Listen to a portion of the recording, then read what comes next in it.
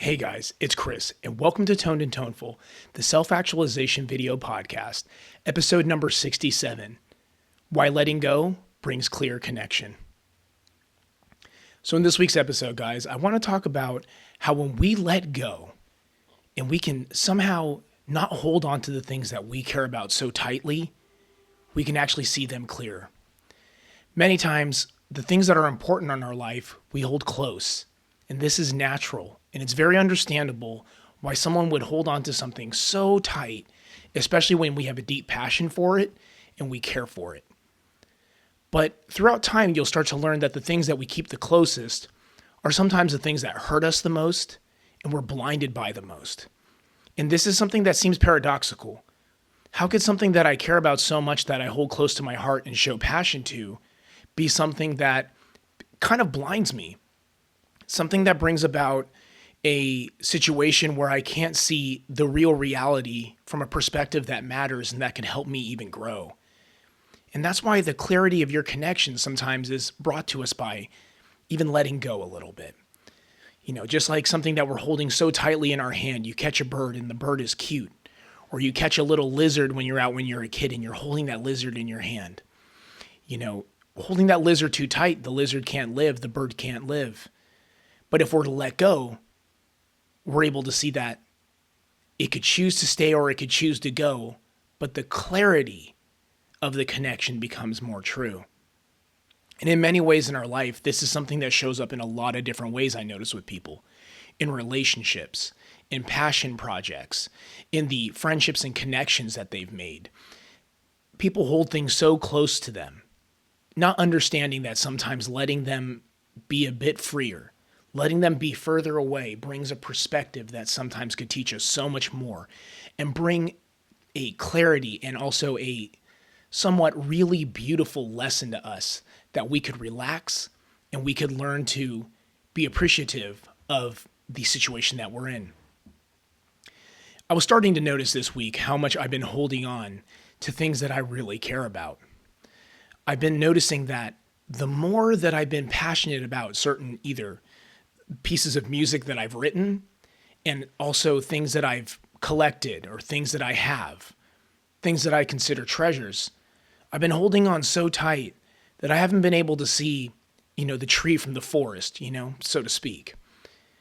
And the further that my vision zooms out, the more that I'm learning to let go, I'm realizing that a lot of positivity is showing up in my life in a lot of places. I think that a lot of people don't notice that when they're in the position of something being very close to them, that they're blindsided. And it's not because they don't care. It's not because they don't have the ability to let go. It's because inside we're trained to hold on to what we care about. We fear loss more than we are able to go seek the unknown to find greater heights. And that's most of us. That's the nature of being a human being.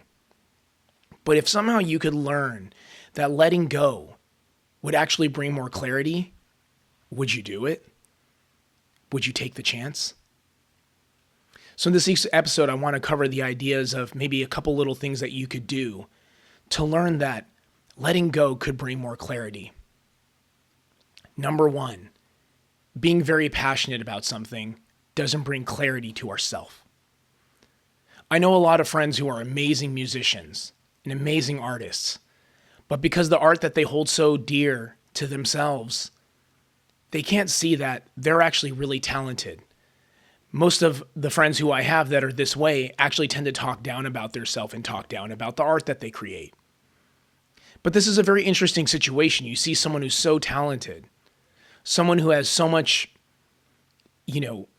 perseverance for their art, someone who takes pride in details that you notice others who are more popular, people who are having more fun with their projects, don't notice. But perhaps this is why they're not having as much fun as the other people that are a little bit looser in their way. Perhaps this is why they're not able to see who they really are.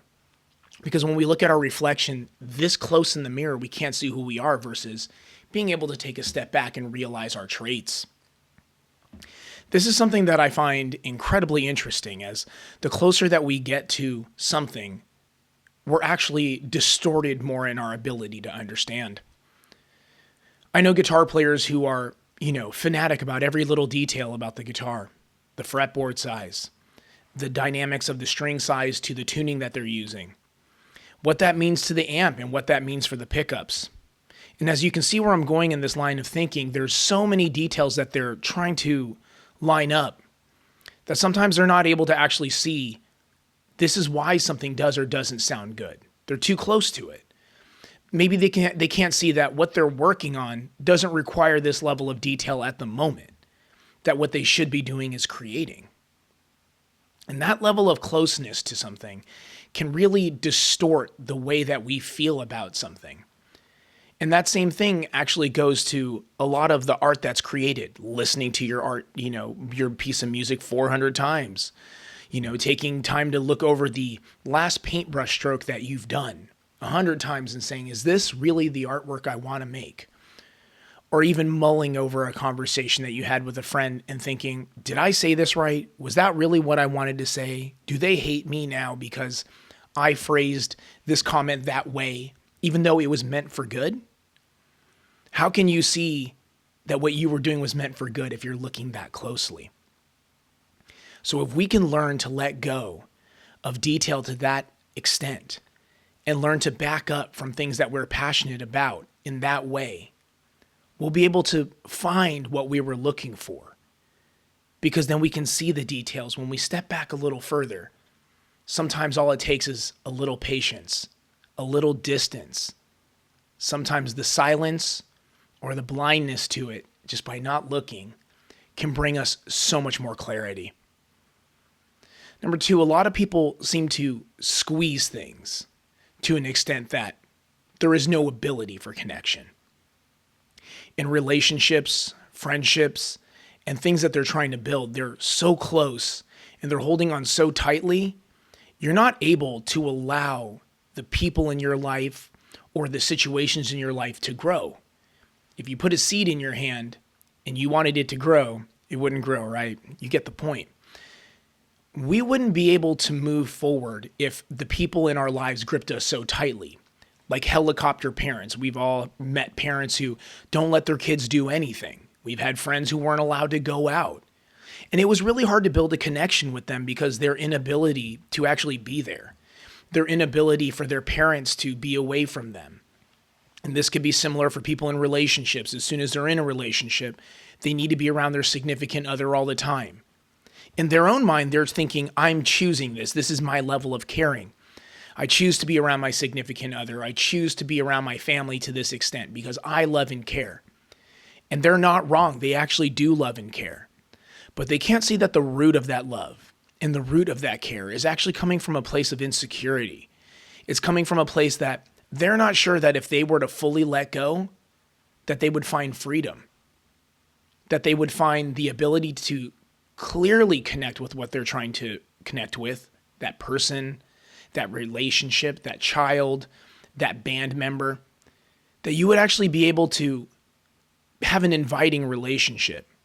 And the clarity of that person's character and the clarity of your specific rapport that you have with them would become something that you could understand much better. So if we have the choice, sometimes it's about taking a back seat. Sometimes it's letting the other friend talk more. Sometimes it's letting them make a mistake that they're going to make, even if you care about them. Sometimes it's your kid climbing a tree and you're like, I've told them 20 times not to climb that tree. And they might fall and break their wrist. But a broken wrist can mend. And that child who maybe has a mended wrist now can go, mom is right. I shouldn't climb a tree that specific way. Or maybe I shouldn't be doing that in general. It's not the best thing to be doing. But allowing that clarity to come to those around you and to yourself is incredibly important. It brings a less stressful situation and allows you to see yourself and that relationship again more clearly with a better understanding of why that relationship is special and why you guys are connected. And number 3, being able to actually let go of your expectations of yourself. This is the one that's the hardest, and that's why I saved it for last. Many people have a situation where they consistently and for some odd reason cannot let go of the inner vision of their self to the point that there's an expectation. And when they can't let go of that, they can't clearly see their self. Many times I've wanted to be certain things. I've felt the need to be stylish at times. I felt the need to be a perfect guitar player at times. I felt the need to be perfectly expressed and composed. And as you guys all know from Toned and Toneful, I do these and I make mistakes all the time because these are a through composition. I make these for you guys just improvise. I have an idea of what I want to talk about, but that idea is always a understanding of letting go. As each sentence comes out my mouth, I realize that I must follow that sentence. I must follow that particular expression to the point that it becomes clarity. And when I can let go of my expectation of how something was to sound, if I can let go of my expectation of how I was to look or to feel or to be perceived by others, I would actually be allowed to clearly see myself. That would also mean I would see my imperfections and I would see the good things about myself just as clearly at the same time. And for many people, this is scary. It's scary to kind of really look at ourselves in that way. It's scary to actually not have to live with, it's scary to not live with our perceptions, but actually to accept reality. And for a lot of us, that sometimes is almost such a scary experience that we actually will turn away and pretend and do all these things differently in order to not have to look the sun in the face, so to speak, which is ourself. That's why this part of the episode is so important, because I'm going to say it one more time. To those of you who are out there who are holding on to a very strong perception of who you should be or what you've been, it's okay to change. And it's okay to see beauty in that. It's okay to become somebody who's different than maybe what you think you are, not because you actually are different, but because you wouldn't allow yourself to see yourself. You're still wonderful. And even if when you look into that, you see traits that you don't love, that doesn't make you unlovable. That's a balancing part. None of us will be perfect. We are built to be balanced. And if we could see and accept that, the red flags that come out of us, so to speak, and the green flags that come out of us, they are part of our actual existence. They are part of our actual expression. We would clearly see ourselves. The connection would be true. And a lot of people ask, what's more important sometimes? Is it the true connection, the clarity of the connection? Or is it having the results that we want? But at Toned and Toneful, one of the things I always try to do is throw away the result mindset. That what we're doing in the process and that what we're doing in reality will always be our truest gift. We could be closer to ourselves without having to live in the darkness of misunderstanding. Just because you have the results doesn't mean that you know yourself. Just because that you're result hungry doesn't mean that the results that you're getting will fulfill you. The things that we're consistently looking for in life are smaller. They're truths. It's peace. And being able to clearly see something for what it is the closure we're looking for, is the light we're looking for. That's why, for myself, it seems that I've had a lot of friendships go up and down. There are times that I've been more contrived and worded things perfectly to make things great for friends. And I've had moments where I rejected that. I went against it. And what I learned is either one of those weren't right because they were both result-oriented. Oh, I don't want them to think I'm this way, so I'm not going to say something. Or I don't want them to think this about me, so I'm going to do this differently. All the way to this side where I'm like, I'm going to do this exactly like this so they can see I care, they can see I know, they can see I'm this. Rather than being patient with myself and loving myself enough to come forward as I am and say, hey, this is what I offer. This is who I am. And I'm proud to be that. Because in the deep part of me, I do care about the relationship. In the deep part of me, I do want to see clarity in how they see me and how I see them. And now I no longer fear being how I'm seen. What I fear more is the relationship that I have honest, is the connection that I have honest to my music, to those I love, and of course to myself. So I want to thank you guys for listening to this week's Toned and Toneful, episode 67, Why Letting Go Brings Clearer Connection. I really hope that you guys have been having a good time. I'm going to be putting out forth a new worksheet. And it's going to be a new download site, and I feel really good about it. So I'm going to be putting all the new ones on there again. It was the same ones that we had before and this week's. And I look forward to you guys being able to let me know how those are working for you. Again, I know they're small, and I know there's only 4 questions per each one, but these are meant for your guys' emotional growth. And I'm really looking forward to actually having a little song debut here on Toned and Toneful soon. I want to start sharing music with you guys and start talking about the songs that I'm listening to collaborate with you guys. What that actually means is that you're getting another episode of Toned and Toneful that's going to come from a fun part of my heart. Again, thank you guys so much for listening to episode 67. And remember, above all else, stay toned and toneful.